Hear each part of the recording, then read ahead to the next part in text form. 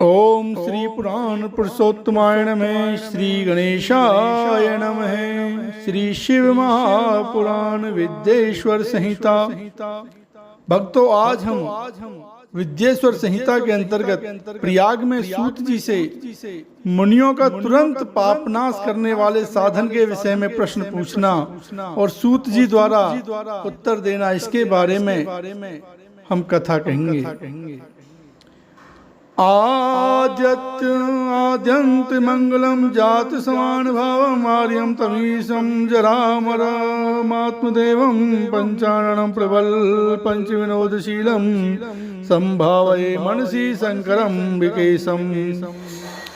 जो आदि और अंत में तथा मध्य में भी नित्य मंगल में है, जिनकी समानता अथवा तुलना कहीं भी नहीं है, जो आत्मा के स्वरूप को प्रकाशित करने वाले देवता हैं, जिनके 5 मुख हैं और जो खेल ही खेल में अनायास जगत की रचना, पालन और संहार तथा अनुग्रह एवं तिरोभाव रूप 5 प्रबल कर्म करते रहते हैं, उन सर्वश्रेष्ठ अजर अमर ईश्वर अंबिकापति भगवान शंकर का मैं मन ही मन चिंतन करता हूँ। बोलियो महापति महादेव की जय। व्यास जी कहते हैं, जो धर्म का महान क्षेत्र है और जहाँ गंगा यमुना का संगम हुआ है, उस परम पुण्य में प्रयाग में जो ब्रह्मलोक का मार्ग है, सत्य व्रत में तत्पर रहने वाले महातेजस्वी महाभाग महात्मा मुनियों ने एक विशाल ज्ञान यज्ञ का आयोजन किया। उस ज्ञान यज्ञ का समाचार सुनकर पौराणिक शिरोमणि व्यास शिष्य महामुनि सूत जी वहां मुनियों का दर्शन करने के लिए आए। सूत जी को आते देख वे सब मुनि उस समय हर्ष से खिल उठे और अत्यंत प्रसन्न चित्त से उन्होंने उनका विधिवत स्वागत सत्कार किया। तत्पश्चात उन प्रसन्न महात्माओं ने उनकी विधिवत स्तुति करके विनय पूर्वक हाथ जोड़कर उनसे इस प्रकार कहा, सर्वज्ञ विद्वान रोम हर्षण जी, आपका भाग्य बड़ा भारी है। इसी से आपने व्यास जी के मुख से अपनी प्रसन्नता के लिए ही संपूर्ण पुराण विद्या प्राप्त की, इसलिए आप आश्चर्य स्वरूप कथाओं के भंडार हैं। ठीक उसी तरह जैसे रत्नाकर समुद्र बड़े बड़े सारभूत रत्नों का आगार है, तीनों लोकों में भूत वर्तमान और भविष्य तथा और भी जो कोई वस्तु है वह आपसे अज्ञात नहीं है। आप हमारे सौभाग्य से इस यज्ञ का दर्शन करने के लिए यहाँ पधारे गए हैं और इसी वजह से हमारा कुछ कल्याण करने वाले हैं, क्योंकि आपका आगमन निरर्थक नहीं हो सकता।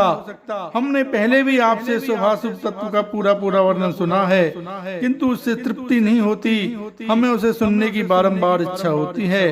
उत्तम बुद्धि वाले सूत जी, इस समय हमें एक ही बात सुननी है। यदि आपका अनुग्रह हो तो गोपनीय होने पर भी आप उस विषय का वर्णन करें। घोर कलयुग आने पर मनुष्य पुण्य कर्म से दूर रहेंगे, दुराचार में फंस जाएंगे और सबके सब सत्य भाषण से मुंह फेर लेंगे, दूसरों की निंदा में तत्पर होंगे, पराये धन को हड़प लेने की इच्छा करेंगे, उनका मन पराई स्त्रियों में आसक्त होगा तथा वे दूसरे प्राणियों की हिंसा किया करेंगे, अपने शरीर को ही आत्मा समझेंगे, मूढ़ नास्तिक और पशु बुद्धि रखने वाले होंगे, माता पिता से द्वेष रखेंगे, ब्राह्मण लोभ रूपी ग्रह के ग्रास बन जाएंगे, वेद बेचकर जीविका चलाएंगे, धन का उपार्जन करने के लिए ही विद्या का अभ्यास करेंगे और मद से मोहित रहेंगे, अपनी जाति के कर्म छोड़ देंगे, प्राय दूसरों को ठगेंगे, तीनों काल की संध्या उपासना से दूर रहेंगे और ब्रह्म ज्ञान से शून्य होंगे। समस्त क्षत्रिय भी स्वधर्म का त्याग करने वाले होंगे, कुसंगी पापी और व्यभिचारी होंगे, उनमें शौर्य का अभाव होगा, वे कुत्सित चौर्य कर्म से जीविका चलाएंगे, शूद्रों का सा बर्ताव करेंगे और उनका चित्त काम का किंकर बना रहेगा। वैश्य संस्कार भ्रष्ट, स्वधर्म त्यागी, कुमार्गी, धन उपार्जन परायण तथा नाप तौल में अपनी कुत्सित वृत्ति का परिचय देने वाले होंगे। इसी तरह शूद्र ब्राह्मणों के आचार में तत्पर होंगे, उनकी आकृति उज्ज्वल होगी, अर्थात वे अपना कर्म धर्म छोड़कर उज्ज्वल वेशभूषा से विभूषित हो व्यर्थ घूमेंगे। वे स्वभावतः ही अपने धर्म का त्याग करने वाले होंगे, उनके विचार धर्म के प्रतिकूल होंगे, वे कुटिल और द्विज निंदक होंगे, यदि धनी हुए तो कुकर्म में लग जाएंगे, विद्वान हुए तो वाद विवाद करने वाले होंगे, अपने को कुलीन मानकर चारों वर्णों के साथ वैवाहिक संबंध स्थापित करेंगे, समस्त वर्णों को अपने संपर्क से भ्रष्ट करेंगे। वे लोग अपनी अधिकार सीमा से बाहर जाकर द्विजोचित सत्कर्मों का अनुष्ठान करने वाले होंगे। कलयुग की स्त्रियां प्राय सदाचार से भ्रष्ट और पति का अपमान करने वाली होंगी, सास ससुर से द्रोह करेंगी, किसी से भय नहीं मानेंगी, मलिन भोजन करेंगी, कुत्सित हाव भाव में तत्पर होंगी। उनका शील स्वभाव बहुत बुरा होगा और वे अपने पति की सेवा से सदा ही विमुख रहेंगी।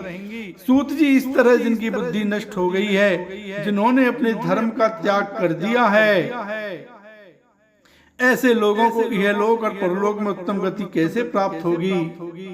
आप कृपा करके हमें यह बताइए। इसी चिंता से हमारा मन सदा व्याकुल रहता है कि कली काल में कैसे इनका उद्धार होगा। परोपकार के समान दूसरा कोई धर्म नहीं है, अतः जिस छोटे से उपाय से इन सब के पापों का तत्काल नाश हो जाए, उसे इस समय कृपा पूर्वक बताइए, क्योंकि आप समस्त सिद्धांतों के ज्ञाता हैं। व्यास जी कहते हैं, उन भावितात्मा मुनियों की यह बात सुनकर सूत जी मन ही मन भगवान शंकर का सिमरन करके उनसे इस प्रकार बोले।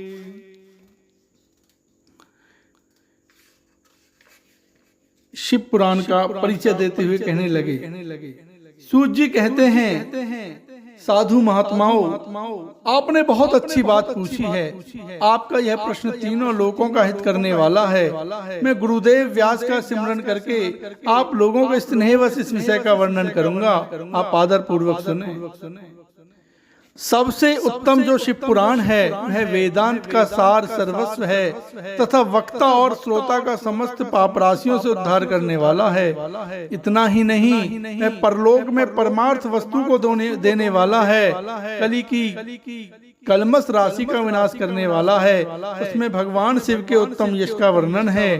ब्राह्मणों, धर्म, अर्थ, काम और मोक्ष, इन चारों पुरुषार्थों को देने वाला वह पुराण सदा ही अपने प्रभाव की दृष्टि से वृद्धि या विस्तार को प्राप्त हो रहा है। हे विप्रवरो, उस सर्वोत्तम शिव पुराण के अध्ययन मात्र से वे कलयुग के पाप आसक्त जीव श्रेष्ठतम गति को प्राप्त हो जाएंगे। कलयुग के महान उत्पात तभी तक जगत में निर्भय होकर विचरेंगे जब तक यहाँ शिव पुराण का उदय नहीं होगा। इसे वेद के तुल्य माना गया है। इस वेद कल्प पुराण का सबसे पहले भगवान शिव ने ही वर्णन किया था। विद्येश्वर संहिता, रुद्र संहिता, विनायक संहिता, उमा संहिता, मातृ संहिता, एकादश रुद्र संहिता, कैलाश संहिता, सत रुद्र संहिता, कोटि रुद्र संहिता, सहस्त्र कोटि रुद्र संहिता, वायवीय संहिता तथा धर्म संहिता, इस प्रकार इस पुराण के 12 भेदिया खंड हैं। ये 12 संहिताएं अत्यंत पुण्यमयी मानी गई हैं। ब्राह्मणों, अब मैं उनके श्लोकों की संख्या बता रहा हूँ, आप लोग वह सब आदर पूर्वक सुने। विद्येश्वर संहिता में 10,000 श्लोक हैं। रुद्र संहिता में, विनायक संहिता, उमा संहिता और मातृ संहिता, इनमें से प्रत्येक में 8-8 हजार श्लोक हैं। हे ब्राह्मणों, एकादश रुद्र संहिता में 13,000, कैलाश संहिता में 6,000, शतरुद्र संहिता में 3,000, कोटि रुद्र संहिता में 9,000, सहस्त्र कोटि रुद्र संहिता में 11,000, वायवीय संहिता में 4,000 तथा धर्म संहिता में 12,000 श्लोक हैं। इस प्रकार मूल शिव पुराण की श्लोक संख्या 1,00,000 है, परंतु व्यास जी ने उसे 24,000 श्लोकों में संक्षिप्त कर दिया है। पुराणों की क्रम संख्या के विचार से इस शिव पुराण का स्थान चौथा है। इसमें 7 संहिताएं हैं। पूर्व काल में भगवान शिव ने श्लोक संख्या की दृष्टि से 100 करोड़ श्लोकों का एक ही पुराण ग्रंथ ग्रथित किया था। सृष्टि के आदि में निर्मित हुआ वह पुराण साहित्य अत्यंत विस्तृत था। फिर द्वापर आदि युगों में द्वैपायन, व्यास आदि महर्षियों ने जब पुराण का 18 भागों में विभाजन कर दिया, उस समय संपूर्ण पुराणों का संक्षिप्त स्वरूप केवल 4 लाख श्लोकों का रह गया। उस समय उन्होंने शिव पुराण का 24,000 श्लोकों में प्रतिपादन किया। यही इसके श्लोकों की संख्या है। यह वेद तुल्य पुराण 7 संहिताओं में बटा हुआ है। इसकी पहली संहिता का नाम विद्येश्वर संहिता है। दूसरी रुद्र संहिता समझनी चाहिए। तीसरी का नाम शतरुद्र संहिता है, चौथी कोटि रुद्र संहिता, पांचवी का उमा संहिता, छठी का कैलाश संहिता और सातवीं का नाम वायवीय संहिता है। इस प्रकार ये 7 संहिता मानी गई हैं।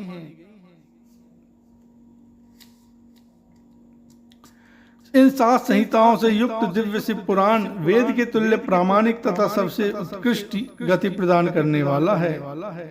यह निर्मल शिव पुराण भगवान शिव के द्वारा ही प्रतिपादित है। इसे शैव शिरोमणि भगवान व्यास ने संक्षेप से संकलित किया है।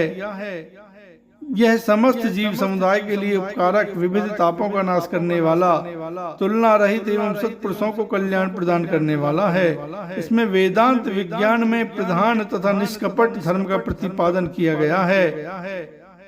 यह पुराण ईर्ष्या रहित अंतःकरण वाले विद्वानों के लिए जानने की वस्तु है। इसमें श्रेष्ठ मंत्र समूहों का संकलन है तथा धर्म, अर्थ और काम, इस त्रिवर्ग की प्राप्ति के साधन का भी वर्णन है।